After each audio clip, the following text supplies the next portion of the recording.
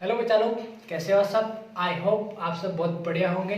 और आज की क्लास अपनी बोर्ड एग्जाम की दृष्टि से बेटा काफ़ी इंपॉर्टेंट होने वाली है। अगर आज की क्लास किसी बच्चे ने अटेम्प्ट कर ली तो ऐसे मान लो उसने अपने आधे से ज़्यादा जो अपने ऑब्जेक्टिव क्वेश्चन तैयार कर लिए और साथ ही जो अपने 2 मार्क्स वाले शॉर्ट क्वेश्चन आते हैं वो तो उसके तैयार होंगे ही होंगे, ठीक है। और साथ ही साथ में जो लॉन्ग क्वेश्चन है उसके वो भी तैयार हो जाएंगे। तो देखो बच्चा, आज की क्लास में अपन जो टॉपिक पढ़ने वाले हैं अपना वो टॉपिक कौन सा रहने वाला है जो अपन को बोर्ड एग्जाम में अच्छे मार्क्स दिला सकता है। और साथ ही अपन जिस टॉपिक को पढ़ने वाले हैं उस टॉपिक से हर साल लगातार मतलब कि बार बार क्वेश्चन रिपीट होते हैं। रिपीट होने का मतलब यह है बच्चों कि 2015 में पूछा, 16 में पूछा, 18 में पूछा, 19 में पूछा और 21 में भी पूछेगा। तो लगातार क्वेश्चन रिपीट होते हैं। तो आज का अपना जो टॉपिक रहने वाला है, सबको पता है चैप्टर कौन सा चल रहा है। चैप्टर अपना 6 चल रहा है जिसका नाम है जैव प्रक्रम, ठीक है। और आज का अपन जो टॉपिक रहने वाला है वो रहने वाला अपना मानव पाचन तंत्र। जी हाँ, कि आज का अपना जो टॉपिक है मानव पाचन तंत्र, मानव पाचन तंत्र, ठीक है। तो देखो मानव पाचन तंत्र कि मानव में जो अपन पाचन तंत्र होता है वो अपन पढ़ने वाले हैं। देखो अगर सबसे पहले अपन बात करें कि पाचन की, अगर सबसे पहले अपन बात करें कि अपने पास जो पाचन होता है कि पाचन क्या चीज होती है। देखो बच्चों कि जो अपना पाचन होता है, ठीक है, मतलब कि डाइजेशन की पाचन या डाइजेशन क्या होता है। तो अगर अपन सिंपल सी बात में अगर मैं इसको आपको समझाने का प्रयास करूं तो मान लेते हैं कि मेरे पास क्या है, कुछ ये जटिल अणु है। क्या है, कुछ ये जटिल अणु है। अगर मैं जटिल अणुओं को, ठीक है, इन जटिल अणुओं को क्या करता हूँ, सरल अणुओं में बदल देता हूँ। मान लो ये छोटे छोटे सरल अणुओं में इनको बदल दिया तो ये जो छोटे छोटे सरल अणुओं में बदलना ही क्या कहलाता है, अपना पाचन कहलाता है। कि जटिल अणुओं का सरल अणुओं में बदलना ही क्या कहलाता है प्यारे बच्चों, पाचन कहलाता है, ठीक है। अगर इस प्रकार से आपके समझ में नहीं आया तो मान लेते एक छोटा सा एग्जांपल लेते हैं। फॉर एग्जांपल जैसे आप सब क्या करते हो, रोटी होती है, खाना खाते हो, तो जब खाना खाते हैं जो रोटी लेते हैं तो उस रोटी को ग्रास करके अपन मुंह में लेके जाते हैं। तो ग्रास जो होता है वो एक अपना जटिल अणु होता है और मुख में लेके अपन उसको दांतों के द्वारा पीसते हैं, चबाते हैं, तो उसको छोटे छोटे सरल अणुओं में उसको बदल दिया जाता है। तो वही क्या होता है, अपना पाचन होता है। और मुख के अंदर क्या होता है बच्चों, अपने पाचन की जो प्रोसेस होती है, जो प्रक्रिया होती है वो अपनी प्रारंभ हो जाती है, ठीक है। तो देखो यहाँ से फिर इसकी परिभाषा को शॉर्ट रूप में लिख सकते हैं कि जटिल अणु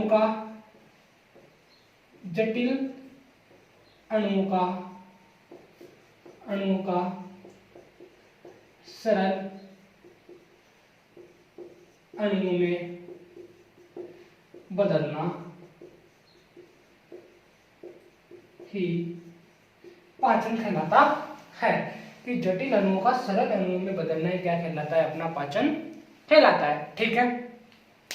अब इसके बाद में जो अपनी नेक्स्ट जो हेडिंग आती है कि पाचन तो हो गया, लेकिन दूसरी चीज अपने पास जो बच रहा है बच्चों, ये पाचन तंत्र। कि पाचन तंत्र क्या होता है। तो देखो मेरे प्यारे बच्चों, इस पाचन तंत्र को समझने से पहले आपको ये समझना होगा कि हमारा जो शरीर होता है वो किससे मिलकर बना होता है। तो देखो हमारा जो शरीर होता है वो मिलकर बना होता है कोशिका से, ठीक है। हमारे शरीर की जो सबसे छोटी इकाई होती है वो क्या होती है, कोशिका होती है। तो हमारा शरीर क्या किससे मिलकर बना होता है, कोशिकाओं से मिलकर बना होता है। अब देखो कोशिका, अब कोशिका आपस में मिलकर किसका निर्माण करती है बच्चों, उत्तक, जिसको टिश्यू बोला जाता है। और टिश्यू आपस में मिलकर किसका निर्माण करते हैं, किसका करते हैं, अंग का। और अंग आपस में मिलकर किसका निर्माण करते हैं, अपने पास अंग तंत्र का, ठीक है। किसका निर्माण करते हैं, अंग तंत्र का निर्माण करते हैं। अब यहां से क्या चीज होती है अपने पास बच्चों, देखो कि कोशिका आपस में मिलकर उत्तक का निर्माण, उत्तक आपस में मिलकर अंग का निर्माण करते हैं और अंग आपस में मिलकर अपने अंग तंत्र का निर्माण करते हैं। तो बच्चों यहाँ से जो चीज आती है कि पाचन तंत्र की डेफिनेशन अगर यहाँ से अपन निकाले कि एक ऐसी प्रक्रिया, ठीक है, एक ऐसी प्रक्रिया जिसमें क्या करते हैं, एक से अधिक अंग भाग लेते हैं और उस प्रोसेस को कंप्लीट करते हैं तो वो क्या कहलाती है, फिर पाचन तंत्र कहलाती है, या बोलते हैं उसको तंत्र कहलाते हैं। जैसे अपन श्वसन में नाक होते हैं, अपने नोज होते हैं, फेफड़े होते हैं, तो और कोई अंग होता है, तो ये क्या करते हैं, आपस में मिलते हैं और क्या करते हैं, श्वसन तंत्र को कंप्लीट करते हैं, श्वसन की प्रक्रिया को कंप्लीट करते हैं। अब बात करते हैं कि अपना जो पाचन तंत्र होता है, कि पाचन तंत्र में क्या होते हैं, कौन कौन से अंग कार्य करते हैं। ठीक है, तो पाचन तंत्र में देखो बच्चों कि आपने जो पाचन तंत्र में अपने अंग जो काम करते हैं वो कौन कौन से होते हैं। अगर सपोज करें पहला अंग देखें अगर, तो देखो पाचन तंत्र में जो अंग होते हैं मुख्य रूप से आहार नली के भाग होते हैं। किसके? आहार नाल के भाग होते हैं। तो आहार नाल के कितने भाग होते हैं अपने पास? 6 भाग होते हैं। कौन कौन सा? पहला देखो अपने पास मुख, दूसरा हो जाएगा अपने पास ग्रसनी, ठीक है, तीसरा अपने पास आमाशय, ठीक है, चौथा अपने पास छोटी आंत,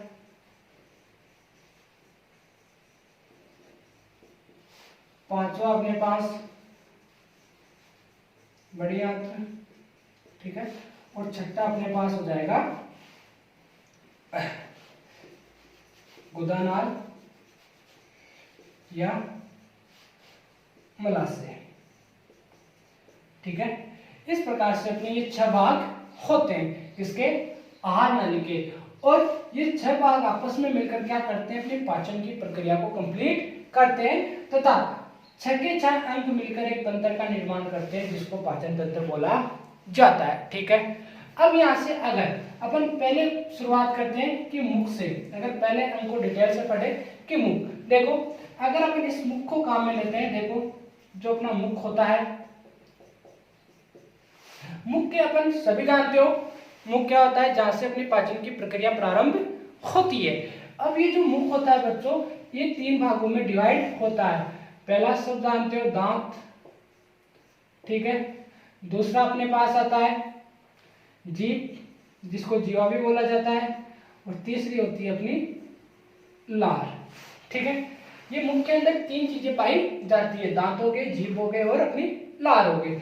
अब देखो जो दांत होते हैं मेरे प्यारे बच्चों, ये जो दांत होते हैं आपके मुख में क्या करते हैं? सबको पता है, चबाने का कार्य करते हैं। और मुख में जो दांत होते हैं वो कितने प्रकार के होते हैं बच्चों? अपने 4 प्रकार के होते हैं। कितने प्रकार के होते हैं? 4 प्रकार के होते हैं। अब देखो कौन कौन से होते हैं कि मुख में दांत कितने प्रकार के होते हैं? 4 प्रकार के होते हैं। लेकिन होते कौन कौन से हैं वो भी देख लो। जो पहला होता है वो होता है अपने पास कृंतक, ठीक है, कृंतक। दूसरा होता है अपने पास रदनक, तीसरा होता है अपने पास चर्णक, और चौथा होता है अपने पास अग्रचर्णक। ठीक है, ये सॉरी कृंतक। ठीक है, अब जो कृंतक और जो रदनक होते हैं बच्चों, इनका कार्य होता है काटना। क्या करते हैं? इनका कार्य क्या होता है? काटने का कार्य होता है। जबकि चर्णक और अग्रचर्णक का कार्य क्या होता है? चबाने का होता है। इतनी बात क्लियर कि कृंतक और रदनक का कार्य क्या होता है? काटने का होता है, जबकि चर्णक और अग्रचर्णक का कार्य क्या होता है? पहले बच्चों चबाने का होता है। ठीक है, और टोटल जो दांतों की जो संख्या होती है मानव में वो कितनी होती है? 32 होती है, 32 होती है। ठीक है, 16 ऊपरी जबड़े में और 16 अपने पास होती है निचले जबड़े में होती है। तो 16 ऊपरी और निचले जबड़ों में कितनी हो गई? 32। टोटल जो दांतों की संख्या हो गई वो अपने पास कितनी हो गई? 32 हो गई। ठीक है, इसके बाद में आगे आपके और दिया हुआ है कि क्या होता है? एक आपके दंत सूत्र दिया हुआ है। अगर दंत सूत्र को अपन देखें तो देखो, एक मिनट मैंने इसको क्लीन करता हूं। अपना जो बच्चों दंत सूत्र होता है वो क्या होता है? देखो ऊपरी जबड़े में उपस्थित आधे भाग में दांतों की संख्या, देखो ऊपरी जबड़े में उपस्थित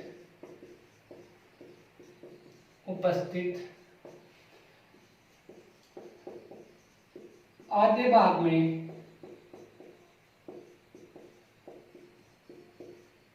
दांतों की संख्या अपॉन निचले जबड़े में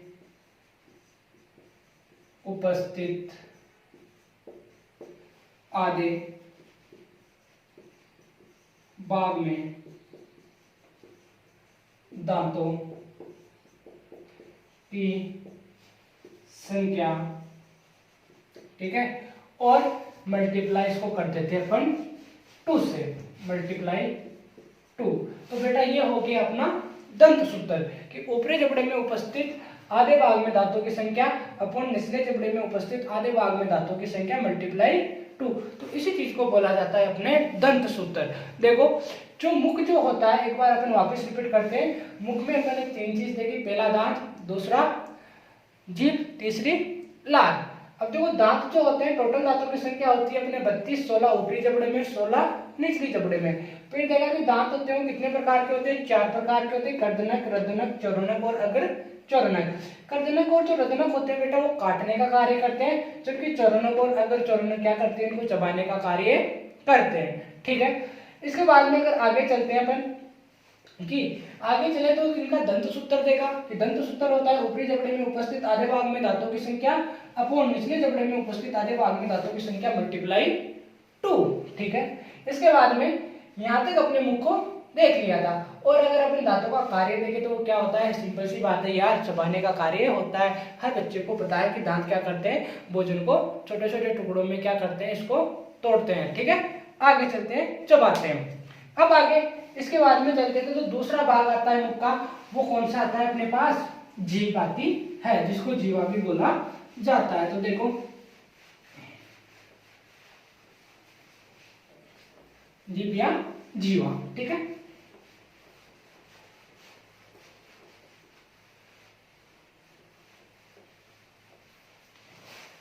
दूसरा भाग अपना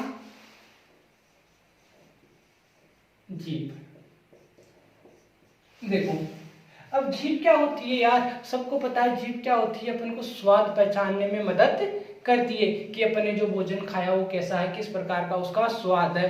तो जीभ पर क्या होते हैं बच्चों, जीभ पर क्या होती है, स्वाद कलिकाएं पाई जाती है, या स्वाद के क्या पाए जाते हैं, अंकुर पाए जाते हैं, स्वाद के अंकुर या कलिकाएं पाई जाती है, ठीक है। अब देखो जो स्वाद के अंकुर या कलिकाएं होती है, ये अपन को क्या करते हैं, अपन कोई भी चीज खाते हैं या कोई वस्तु खाते हैं उसका क्या करते हैं, अपन को स्वाद पता करते हैं कि अपने जो भोजन करा वो कैसा है, अपना खट्टा है, मीठा है, नमकीन है, या फिर क्या है अपना कड़वा है, कि अपन ने जो भोजन किया वो कैसा है। और साथ ही साथ में और क्या करती है, जो अपनी जीभ होती है बच्चों, ये भोजन को निगलने के अंदर सहायता करती है। किसमें करती है, निगलने के अंदर सहायता करती है। हाँ जी बच्चों की निगलने में क्या करती है, ये जीभ जो होती है वो भोजन को सहायता करती है। तो जीभ क्या पाए जाते हैं, स्वाद के अंकुर या कलिकाएं पाई जाती है, क्या करते हैं, भोजन के स्वाद को पहचानने में हमारी मदद करते हैं कि खट्टा है, मीठा है, नमकीन है या कड़वा है। इसके बाद में क्या होती है, जीभ जो होती है ये भोजन को निगलने में क्या करती है, सहायता करती है, ठीक है। यहाँ तक कोई दिक्कत, चलो आगे।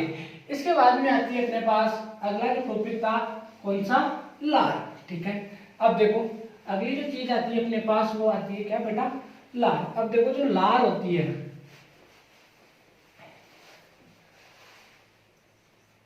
लार, ठीक है, और ग्रंथि।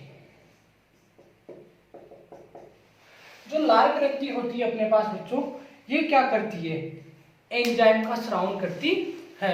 लार ग्रंथि क्या करती है, एंजाइम का स्रावन करती है। मैं बोलता हूँ आपके पास पे कहीं पर भी अगर ग्रंथि आती है तो ग्रंथि का मतलब होता है वहां पे कोई ना कोई चीज का स्रावन होगा, चाहे वो रस हो सकता है, पदार्थ होता है, या एंजाइम हो सकता है, ठीक है। तो किसी ना किसी चीज का क्या होगा, स्रावन करती है, क्या करती है, ग्रंथियां। अब तो ग्रंथि क्या करती है, लार ग्रंथि क्या करती है अपने पास बच्चों, एंजाइम का स्रावन करती है।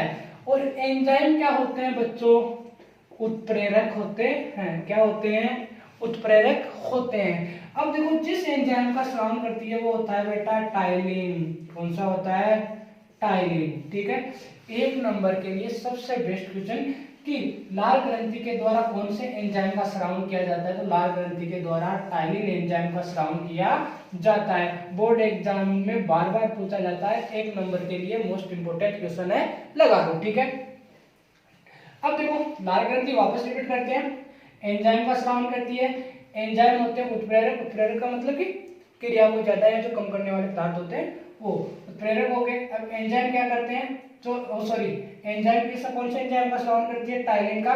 और टाइलिन क्या होता है, अपने बोर्ड एग्जाम में 1 नंबर की दृष्टि से पूछे जाने वाला मोस्ट इंपोर्टेंट क्वेश्चनों में से एक क्वेश्चन है। ठीक है, इसके बाद में बेटा अपना मुख कंप्लीट होता है और जो दूसरा जो अंक आता है कौन सा, घर्षणीय गर्शिका। ठीक है, घर्षणीय गर्शिका। देखो जो दूसरा अपना क्वेश्चन होता है वो सॉरी अंग जो होता है वो आता है अपने पास घर्षणीय गर्शिका। देखो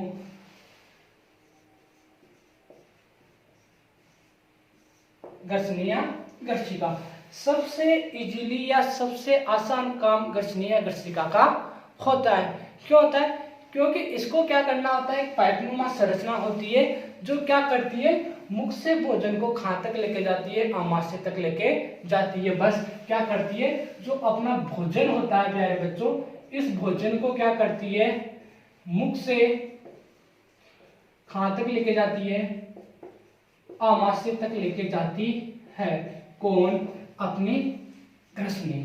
और इसमें जो लेके जाने के अंदर जो क्रिया होती है वो कर्मानुकुंचन गति के द्वारा लेके जाती है। कौन सी गति के द्वारा, कर्मानुकुंचन गति के द्वारा लेके जाती है। ठीक है, तो घर्षणी कोई ज्यादा आराम से एकदम इजी है कि क्या करना होता है, मुख से आमाशय तक क्या लेके जाना होता है, भोजन लेके जाना होता है। यही घर्षणी का बच्चों कार्य होता है, इसके अलावा और कुछ घर्षणी का ज्यादा काम नहीं होता है। अब सबसे इंपॉर्टेंट आता है घर्षणी के बाद में अपना तीसरा अंग जिसको आमाशय बोला जाता है। कि घर्षणी के बाद में अपना तीसरा अंग आता है जिसको आमाशय बोला जाता है। और आमाशय को देखो, अब अपना आता है आमाशय। ठीक है बेटा, अब देखो आमाशय में होता क्या है, आमाशय में अपने पास होती है बेटा, आमाशय के अंदर अपनी होती है जठर ग्रंथि। कौन सी होती है, आमाशय में होती है बेटा अपने पास जठर ग्रंथि। कौन सी होती है, जठर ग्रंथि होती है। और बेटा इस जठर ग्रंथि से आपके कौन सा रस स्रावित होता है, होता है आपके बच्चों जठर रस स्रावित होता है। और ये जो जठर रस होता है, इस जठर रस से 3 चीज स्रावित होती है। कौन कौन सी, 3 चीज स्रावित होती है। पहली होती है अपने पास पेप्सिन, पेप्सिन एंजाइम। दूसरा होता है अपने पास HCl जिसको हाइड्रोक्लोरिक अम्ल बोला जाता है। और तीसरी चीज होती है अपने पास म्यूकस या श्लेष्मा। ठीक है, म्यूकस या श्लेष्मा। देखो आमाशय में जठर ग्रंथि, जठर ग्रंथि से स्रावित होता है जठर रस, और जठर रस से क्या निकलती है, 3 चीजें निकलती है। कौन कौन सी, पेप्सिन हो गई, HCl हो गया और म्यूकस या अपनी श्लेष्मा हो गई। आगे देखो जो पेप्सिन होता है बच्चों, ये क्या करता है, प्रोटीन का पाचन करता है। किसका करता है, प्रोटीन का पाचन करता है। कौन, पेप्सिन। ठीक है, जो पेप्सिन होता है किसका पाचन करता है, अपने पास प्रोटीन का पाचन करता है। आगे देखो जो HCl होता है ये क्या करता है बच्चों, भोजन को अम्लीय प्रकृति प्रदान करता है। भोजन को अम्लीय प्रकृति प्रदान करता है, मतलब कि भोजन को क्या करता है, अम्लीय करता है।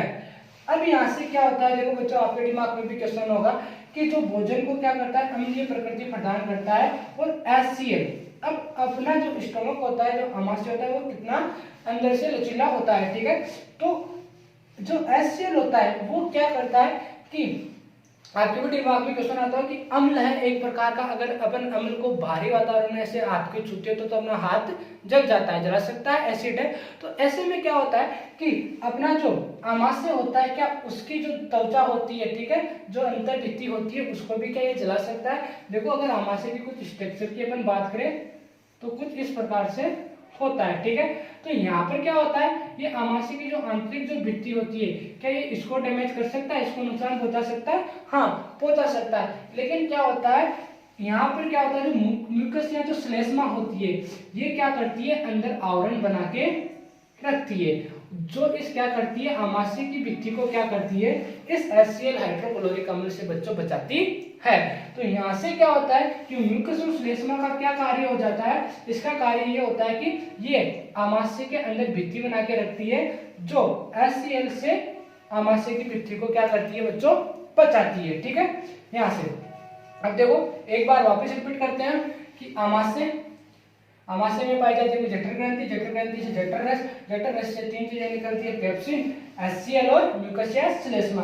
अब जो पेप्सिन होता है बच्चों, ये क्या करता है, अपने पास प्रोटीन का पाचन करता है, ठीक है। HCl क्या करता है, भोजन को अम्लीय प्रकृति प्रदान करता है, क्योंकि म्यूकस या श्लेष्मा क्या करती है, जो आमाशय की जो अंतर्भित्ति होती है, अंतर्भित्ति को HCl के अम्लीय प्रभाव से उसको बचाती है, ठीक है। अब देखो यहाँ से जो क्वेश्चन आते हैं अपने पास में, वो कैसे आते हैं, जो क्वेश्चन आते हैं बच्चों वो आते हैं कि प्रोटीन का पाचन कौन सा एंजाइम करता है, तो प्रोटीन का पाचन कौन करता है, अपना पेप्सिन अम्ल करता, वो पेप्सिन एंजाइम करता है, ठीक है। भोजन को अम्लीय प्रकृति कौन प्रदान करता है, HCl करता है, और साथ में ठीक है कि HCl की अम्लीय प्रकृति से आमाशय को, या भोजन की अम्लीय प्रकृति से आमाशय को कौन बचाता है, तो म्यूकस या श्लेष्मा बचाती है, कि आमाशय की भित्ति को कौन बचाता है, तो म्यूकस या श्लेष्मा बच्चों बचाती है, ठीक है। ये था आपकी क्या, आमाशय, ठीक है। अपन ने आज की क्लास में जो पाचन तंत्र के जो अंग थे, 3 अंग देख लिए, मुख देख लिया, ग्रसनी देख ली और आमाशय देख लिए, ठीक है। यहाँ तक आप सभी बच्चों को उम्मीद करूंगा कि क्लास आपको आसानी से समझ में आई होगी। अगर आपको क्लास आसानी से समझ में आई हो तो लाइक और शेयर करना ना भूलें, ठीक है। और बाकी जो अपनी नेक्स्ट क्लास रहेगी उसको अपन नेक्स्ट क्लास में कंटिन्यू करेंगे। तो थैंक यू, धन्यवाद।